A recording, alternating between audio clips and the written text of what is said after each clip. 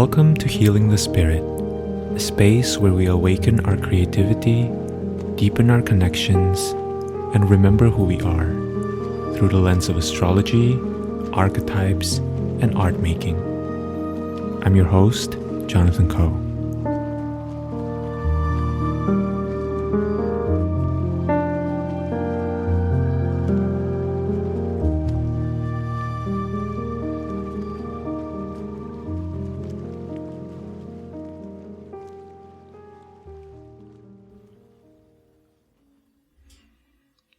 Hello everyone, welcome to this episode of Healing the Spirit. I am super excited to be sitting with you here today and to be sharing some of my contemplations for the week ahead. As always, my contemplations are informed by my perspectives, by the guidance that I receive from my guides, from the cosmic body, from the energy of the week that I'm sensing, as well as the astrology. And my intention is always to help you awaken your own knowing. And so as you're listening to this, feel free to tune into your own body, tune into your own system, and notice the information that's coming up for you, because that's what's true information for you. And specifically for this week, I feel like I have a lot of feelings about the astrology of the coming week. And those feelings may or may not resonate with you. And so I want you to really practice discernment, because as you're listening to me, this may be information that's personally important to you in your own path, in your own life. But this may also be information that's important for you in your relationships. This may be the experience that other people are having around you. You may be in a space where you're primed to experience the energy from more of a, air quotes, positive way, right? Or like in a way that feels desirable to you, I suppose, that other people don't really have access to. So I just want to kind of name that up front, because I'm finding myself really feeling the energy of this week on a very visceral level. So, okay, with all of that being said, let's begin with a little bit of an overview of the week ahead. So on Wednesday, January 18th, the Sun in Capricorn is going to conjoin Pluto in Capricorn. And then Mercury is going to be stationing direct in Capricorn. So this feels pretty major already in the middle of the week. On Friday, January 20th, the Sun is going to be entering Aquarius, leaving the sign of Capricorn. On Saturday, the Moon is going to be joining the Sun, and this will result in the new moon in Aquarius. And so the Sun and the Moon, both in Aquarius, is going to be squaring the nodal axis, which is currently in Taurus and Scorpio. It will be sextiling Jupiter in Aries, and it will be creating a wide trine to Mars in Gemini, which is currently going direct. Venus in Aquarius is also going to be perfecting its conjunction to Saturn. On Sunday, Mercury in Capricorn is going to trine the North Node in Taurus, and Venus in Aquarius is going to conjoin Saturn in Aquarius, and also Uranus is going to be stationing direct in Taurus, right? So as you can see, you're probably hearing me just kind of talk about the wash of the astrology of the week. There's a lot of Capricorn energy. There's a lot of Aquarius energy. There's a lot of Aries and Gemini energy as well. And there's a lot of direct energy, right? So you may have been paying attention to the astrology, and you may have noticed that Mars has been going retrograde as we entered the year, and so is Mercury. And Mars has been in Gemini, so it answers to the planet Mercury, and Mercury is in Capricorn, and both those planets have been going retrograde, right? And so this direct business is going to be felt, I think, on an energetic level. And so I want to first maybe begin with a little bit of a description of how the energy feels like to me. And it's kind of coming to me in images. So the first image that I'm receiving is, imagine yourself going on a picnic with some of your dear friends, and it's a cloudy day, and then suddenly the clouds parted, and then the sun started shining brightly, and then within 20 minutes, it's suddenly a very sunny day, right? The next image that's kind of coming to my mind is, when you have a favorite artist and they release a new album, and the first 3 tracks are very slow, right, are really slow ballads and kind of moves around in the soup of the feelings, and by the time you listen to the 3rd track, you're like, oh my god, is the whole album going to be like this? And then you get to the 4th track and it's suddenly a dance track, right? There's an energy of a change in the direction, a change in the speed of how it's been showing up so far, right? So if there's such a thing as New Year energy, this week may really feel like it, right? And I think with that comes along all the complications, right? The energy is the energy itself. The energy is just what it is, right? But how we respond to it, how we react to it, what is coming up for us as we are experiencing the energy may be really polarized. Some people may really find themselves super excited by this change. Another group of people will find themselves completely exhausted by this energy, or not really knowing what to do, or completely confused, or completely overwhelmed, right? And so this may be something to be aware of as we're going into the week, that the energy is intense, right? And it has the energy of a bursting forth, a flowering, an acceleration. And something I just want to tell you right off the bat is that you are exactly where you need to be. You don't need to change anything about who you are or about how you approach life. And there's nothing wrong with where you are right now. And then moving from that space, seeing what happens if you decide to try to experiment with potentially feeling like, I am exactly where I need to be. Does that give you more energy? Or does that remind you to take things a little bit slower? Because both are really appropriate responses and appropriate reactions to this energy. Again, for some of you, this energy may feel completely energizing, right? Notice that I said energizing, not amazing. The outcome may or may not be favorable to you, but for those of you who are finding this energy energizing, pun intended, this level of experiencing increased exposure to illumination, right, is really a welcome change in pace. Especially if you are one of those people who rely on feeling the collective push or the collective energy to get something done, to get your ideas to start budding, right? You may find this energy to provide a lot of forward momentum and a lot of clarity. And then for others, you may find yourself really disoriented. So I feel like I probably will fall into this camp. So if you are the person experiencing this, my recommendation is for you to understand what is happening, right? To know that this is kind of like getting a surge of electricity. Like when appliances get a surge of electricity, if the system can handle it, right, then it can be amazing because you have more reserve upon which to draw, right? If your system can't really handle it, or if it hasn't been sufficiently grounded to receive that kind of jolt of energy, then give yourself permission to move way slower than you think you should, right? In any case, this is a redirection, right? Meaning we're energetically reaching a turning point. If 2023 so far has been feeling really slow to you and you've had a really hard time gaining momentum, then the shift may feel really good. And if 2023 has felt really nice with its slightly slower pace, then you may find a change a little overwhelming, a little wild, right? Redirections are disorienting.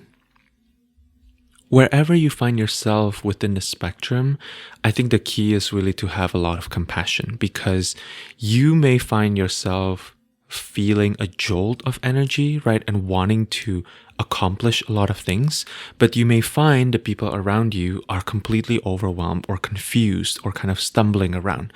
Or you may be the kind of person who wants to just kind of duck, right? And go back into the cave.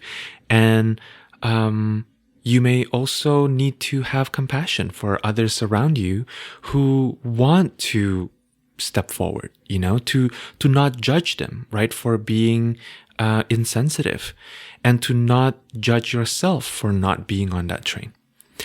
So this whole theme around like not judging yourself, I think, is really potent and really alive at this time. I mean, this may really have to do with the fact that this is the beginning of a new year. There's still a lot of energy around like, I need to set my intentions. I need to know my resolutions. I need to change my life, right? Which is all amazing. But also, really notice what is coming up for you. Trust that experience and trust to give yourself what you need in this moment. As someone who experienced, this is coming from my own personal life, as someone who experienced reverse seasonal affective disorder, right? Meaning that I find myself to experience a lot of physical discomfort and mental chatter when the weather turns from the winter months into spring or into summer, right? I know firsthand that having more sunlight, right, having more clarity is not always comforting. That sometimes that level of illumination is too much, right? It can cause a lot of anxiety. Now, the reason why I spend a lot of time talking about this is that you may hear a lot of people on social media or across different astrology channels talking about how amazing it is that Mercury is going direct and also Mars is going direct. And first of all, I am not disagreeing with that, right? I think, yes, when you look at the energy, it's a very potent energy. It's a very forward moving energy.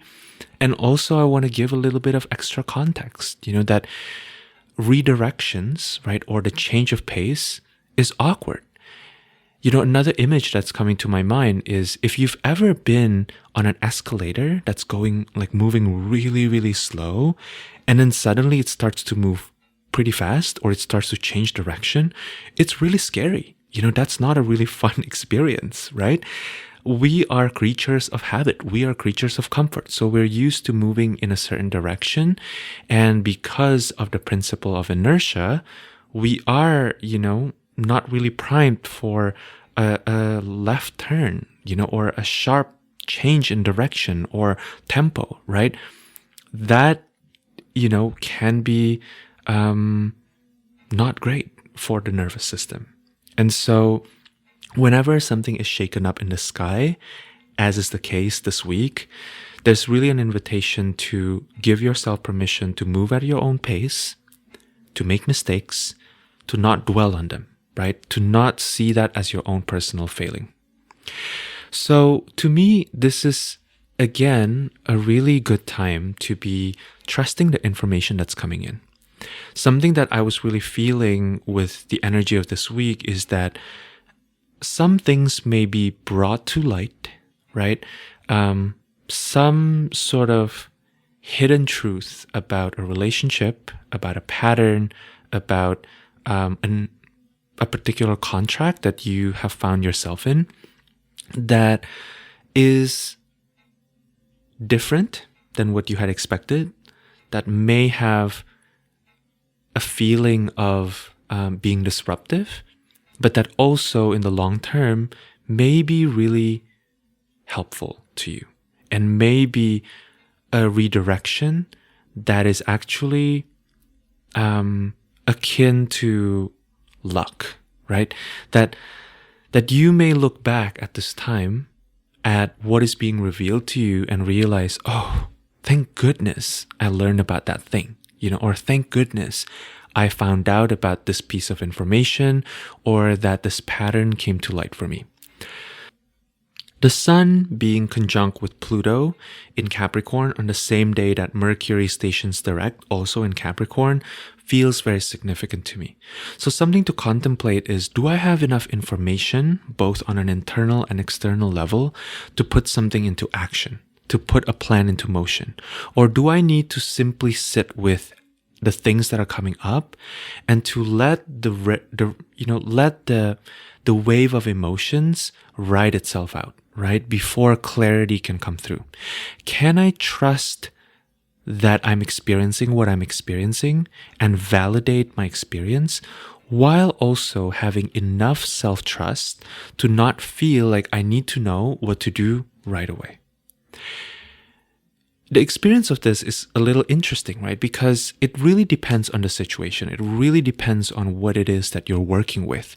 If you are working with a situation where for a while you have been desiring clarity, but that perhaps on a deep gut level you've known that something is not quite right for you, you may want to, this information coming into light might be the catalyst that you need to make an aligned decision, right? Or to make an aligned action.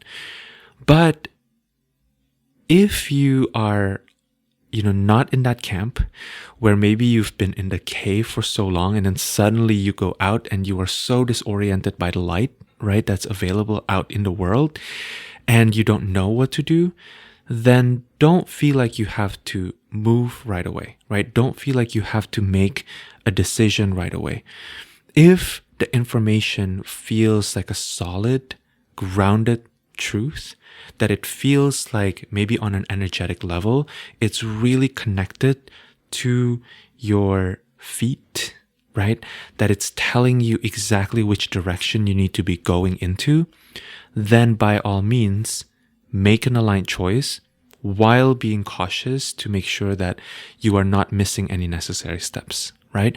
However, if the information that's coming to you or coming into your field feels more disorienting or a little maybe melodramatic, then give yourself permission to just kind of sit with it and be curious about it and have a conversation with it, right? I think the medicine for astrology like this coming week is to trust our body, to trust our experience, to practice validating what you're experiencing, and to give yourself a lot of compassion around how you're reacting and how you want to react, right?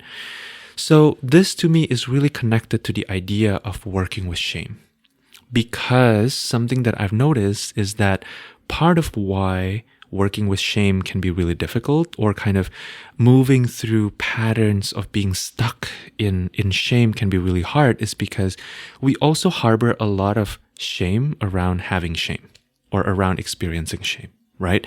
That the reason why we don't even look at it is because we are so afraid of knowing that we are carrying a pattern of shame, because maybe we feel like I've spent too much time and too much money in therapy working on this pattern to still be stuck in it, right? I'm going to give a very personal example to kind of ground this down a little bit. For me, it's really been powerful to notice when shame is in the room. What are the symptoms that shame is in the room? For me, it's negative self-talk. And sometimes it's very, very subtle. So I want to give a shout out to my dear friend, Mary Shook, because Mary recently, Mary and I were in a conversation and I discovered something about myself. And I was like, oh, wow, I didn't know that this is still a thing for me. And by the way, if you didn't know, I have another podcast, and it's a podcast that I co-host with Mary. It's called My Life is Better With You in It. And if you haven't listened to it, I totally would encourage you to. It's a very different flavor, I think, or maybe a slightly different flavor than this podcast, but I think you'll really enjoy the synergy between Mary and me. Okay, so back to regular programming.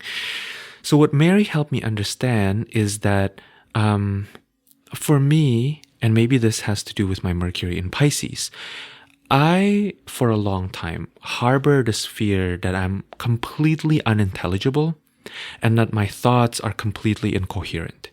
It's really rooted in a lot of trauma for me because in the process of editing my podcast, all throughout 2022, what I've learned about my own thought patterns and my own speech patterns is this. Can I learn some skills to tighten things up? Sure. All of us can, right?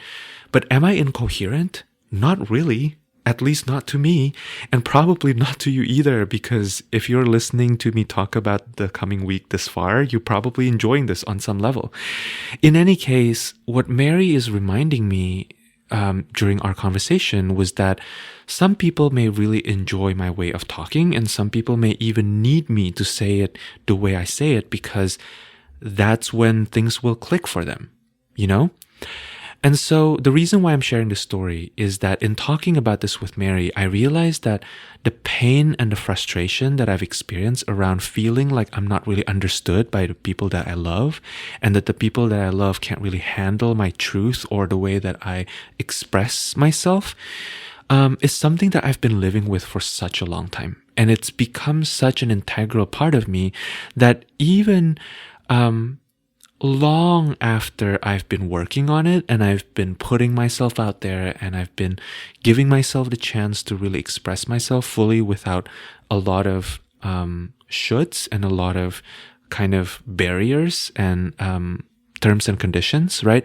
I still go back to some of those patterns, right? And it's very subtle. A part of me is so conditioned to really blame myself when other people don't understand me.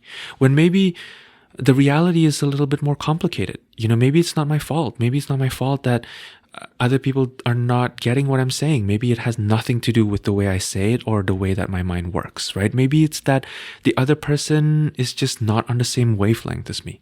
Or maybe they're distracted and they're thinking about something else completely unrelated, right?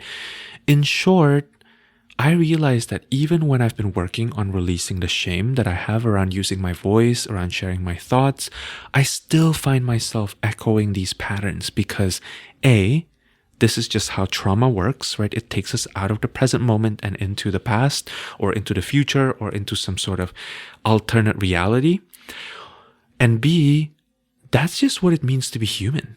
You know, something I'm realizing as I'm sitting down with the contemplations, this week is that I want to release the shame around having shame, because having shame and experiencing shame means that I'm still human, you know?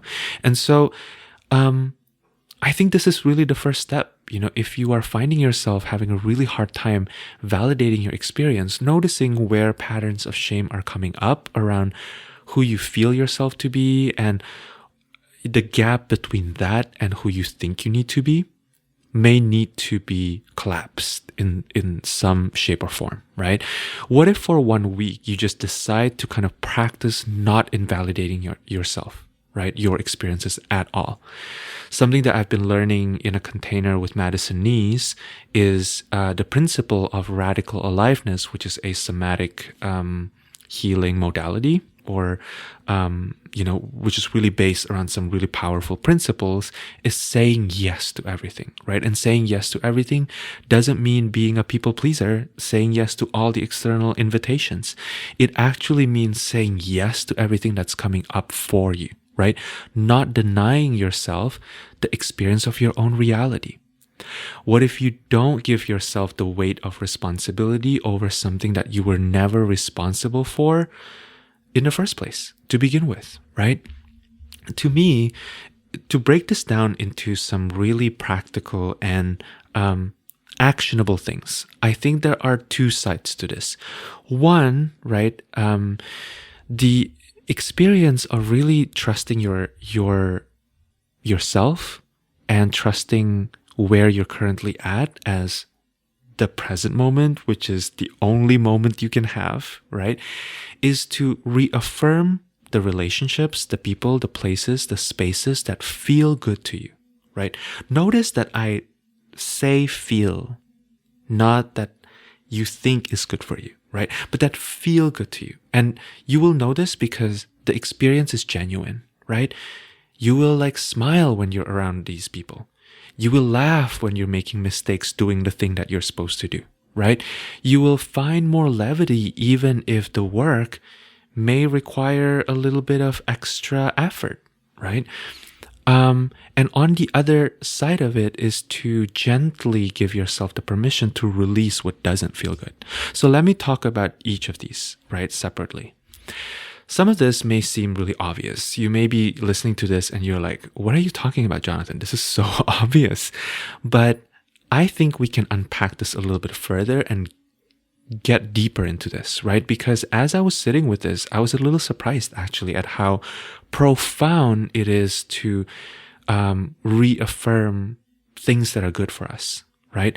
That we are so conditioned out of our natural responses that sometimes we don't even know anymore what feels good and what doesn't feel good. To me, reaffirming our relationships to the things that feel good to us means to renew our commitment to these people, to these activities, to these spaces, right? Something that I've been thinking a lot about is how interesting it is that sometimes we get sucked into desiring to be part of a cool group, right? To be friends with cool people. And we do this as adults. If you are a millennial like me, you probably experience this, I don't know, like in my mind, whenever I think about, wanting to be friends with cool people, I always think about the movie Mean Girls, and you probably grew up with that too.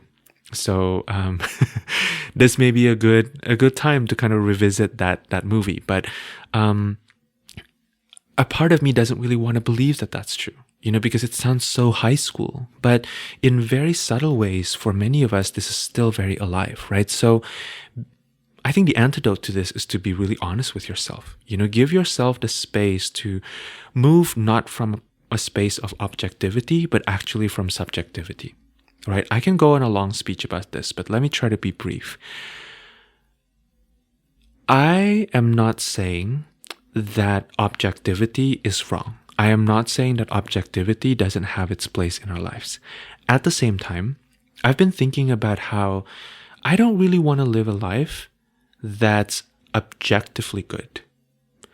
I don't really want to live a life that feels fulfilling from the perspective of the statistical majority, right? I don't want to feel a life that feels good for the average person. I want to live a life that feels good to me, And I think if you're listening to this, you probably will agree with me too. You're trying to find your own way to feel good about what it is that you do. It's not always about achieving some sort of external measure of success.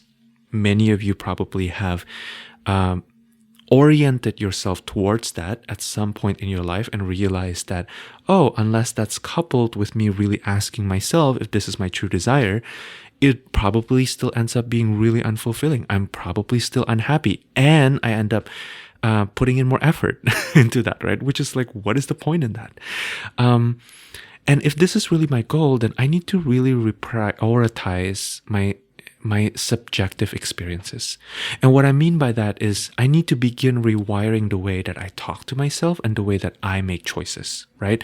So, perhaps you're given the opportunity of meeting, maybe you only have 1 free hour and you have the option of like meeting up with someone that may give you a professional opportunity, right? Or meeting up with someone that can really make you happy, who's a dear friend, and the objective truth here may be that it's a better use of your time to be meeting that person who can give you professional opportunities, right?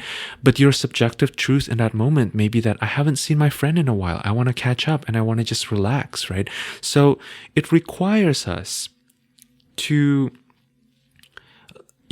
embracing or prioritizing our subjective truth requires us to abandon this voice that may be telling us that we should think about this or that, right? We should be doing this or doing that. And to really start trusting that if we just listen to that voice and listen to that resonance, we will be led to the exact experience that we're supposed to experience at that moment. A lot of us are really conditioned to choose our minds and to choose our logic over our hearts and over our bodies, right? This week, I think the practice is around really staying with what feels true, what feels honest on a heart level. What is your subjective truth? And then, if you feel like you're already able to tap into that, to also give people around you a little bit of extra grace, right? That your subjective truth may not, in fact, will not align with the truth of the people around you. Can you stay with the discomfort of that? Can you be okay simply giving that part of yourself extra space to breathe, extra space to be heard, to be alive, to talk to you, and to start delivering you the messages of your own truth? To me, this requires a little bit of discernment, right? Because sometimes we can be so wrapped up in the experience of validating our subjective truth that we want to put it into action right away.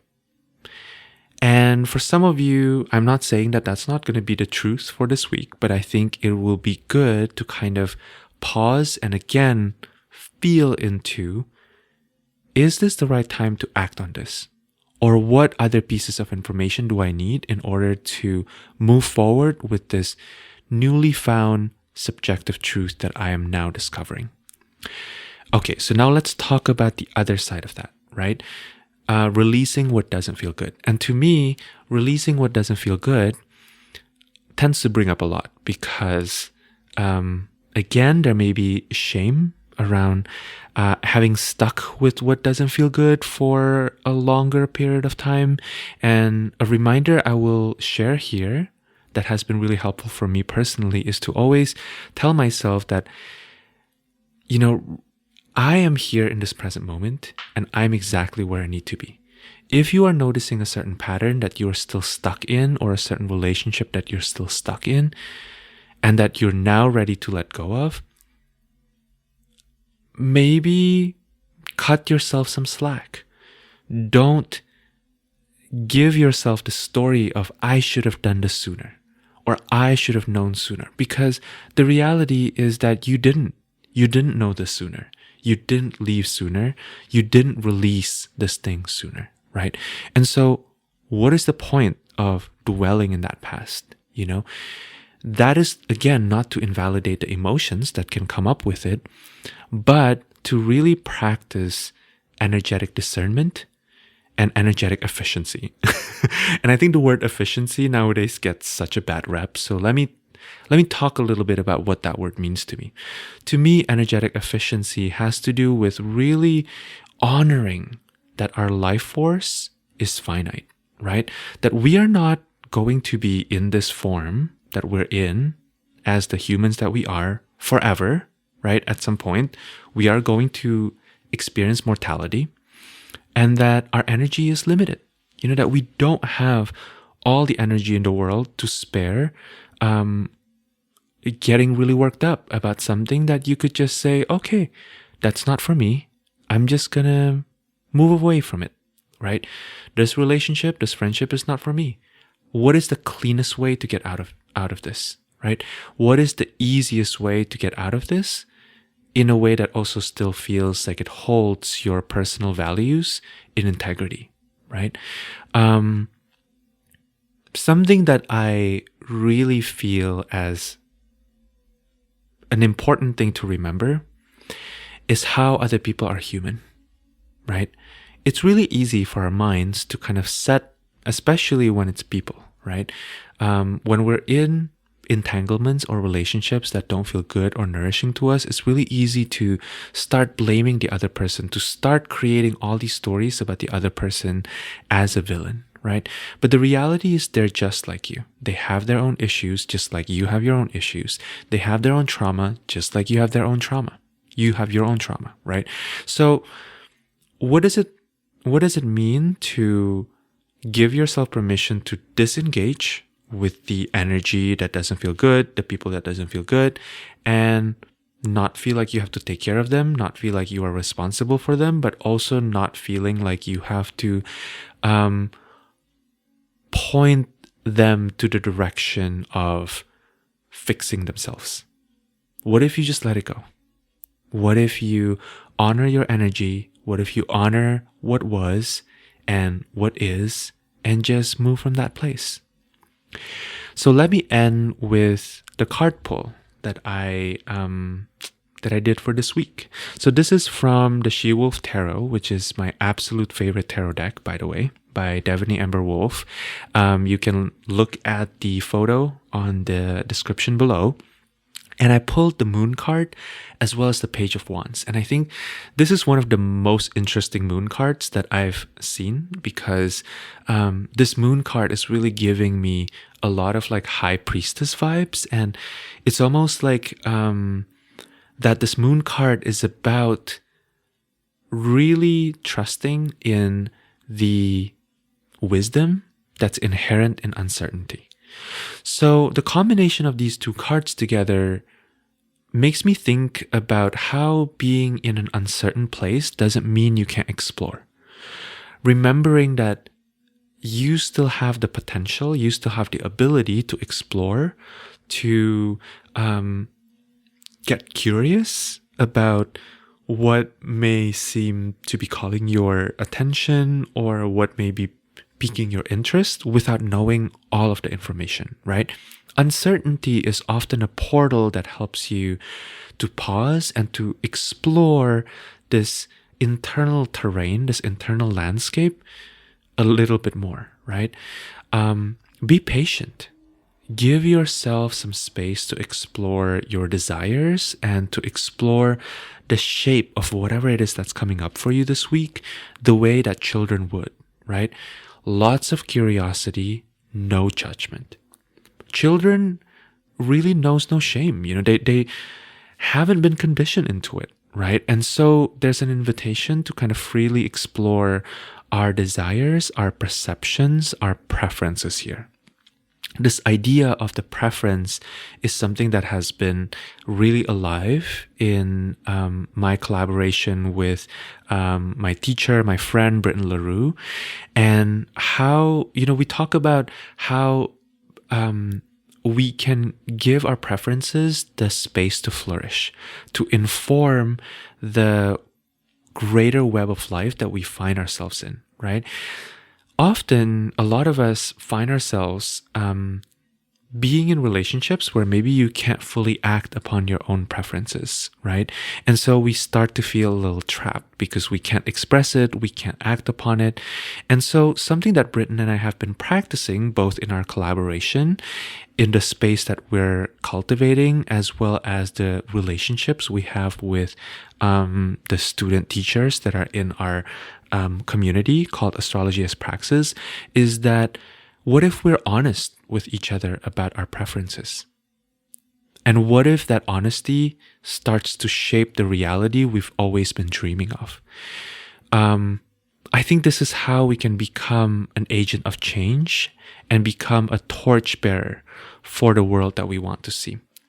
So some of my final words about this week is to remember that this week isn't about acting upon everything that you've been wanting to do or that you think you need to do, right? Just because all of these planets are going direct now doesn't mean that you have to put yourself in urgency mode and like get things done or like move forward, because that's also really violent to the self, right? Because sometimes when the body is not ready, when the heart is not ready, it's just not there yet. But I think what I would encourage you to kind of contemplate is this idea of practice and this idea of really kind of breaking grounds, right? Of preparing the chariot, the vessel, the machinery, the device that you're going to be using, that you're going to be riding in order to get to your place of destination, or the place that you think you want to be your destination in this coming year. Something that I've been talking with my dear friend Amanda Yates Garcia about is the idea that, our practice is our purpose and our purpose is our practice. And Amanda talks about this quite a bit in such articulate detail in her podcast, Between the Worlds. And I will link I will link that episode in the show notes below. It's really a fabulous episode, which, by the way, also, if you have a relationship with the tarot, 2023 is a chariot year, right? And so that episode where Amanda talks about chariot and what it means to be in creating a practice for yourself and to allow that practice to help you maybe move forward in life in the direction that you would like to move forward to, feels to me extremely potent. And so feel free to check that out. And yeah, I want you to consider for this week, what are your preferences? Can you gift yourself the necessary structures, the necessary resources, whether that's internal or external, to really affirm those preferences? How can you build the trust that your preferences also factor into the algorithm of what's right for everyone? Not because you're better than everyone else, right? But simply because you, my friend, are an integral part of the collective. You, my friend, belong here, and that is not a question. Your belonging is inherent. So I'm aware that some of you may be deep in this process of refining your intentions, your resolutions, how you want your year to be. So I want to share a few resources. The last conversation that I posted on the podcast, that I shared on the podcast, is a conversation with one of my mentors, Diana Rose Harper. And Diana and I, in the first 45 minutes or so of that episode, talked quite a bit about the idea of resolutions and how to create resolutions that really resonate with you, that come from a place of the truth of who you are and prioritizing your health and, whatever that word means to you, right? So I would highly recommend that you check that out. Another really supportive resource is Britain's Seeding the Year webinar and workbook, Brittain LaRue. I think all of these resources around Seeding the Year are so supportive. Her recent webinar is mind-blowing, in my opinion. I was crying listening to it. So feel free to listen to that. It's free, believe it or not. I was listening to that and it almost felt a little criminal because I'm like, I should be paying for this information. I feel like it's such a powerful framework that Brittain is sharing, very tangible tools. So, yeah, feel free to check out the webinar, get the workbook if you feel like it is calling to you.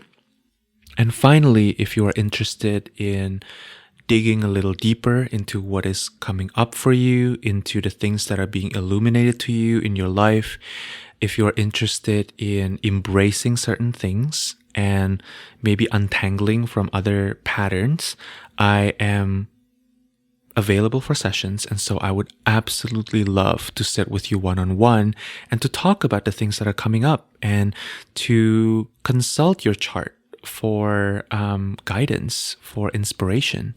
I have been meeting some of you listening to this podcast through one-on-one sessions, and honestly, it has been truly amazing. I can't believe that I get to work with such amazing human beings. And if you have been having sessions with me recently, thank you so much for your trust in me and in doing the work with me. And yeah, I am super excited to be holding space for you if that's what feels supportive to you at this time. As always, all the links are below, and I hope you take good care of yourself until we meet again. I will be releasing another conversation later in the week, and I look forward to hanging out with you then. All right, take good care of yourselves, and I'm sending you so much love until next time. Take care.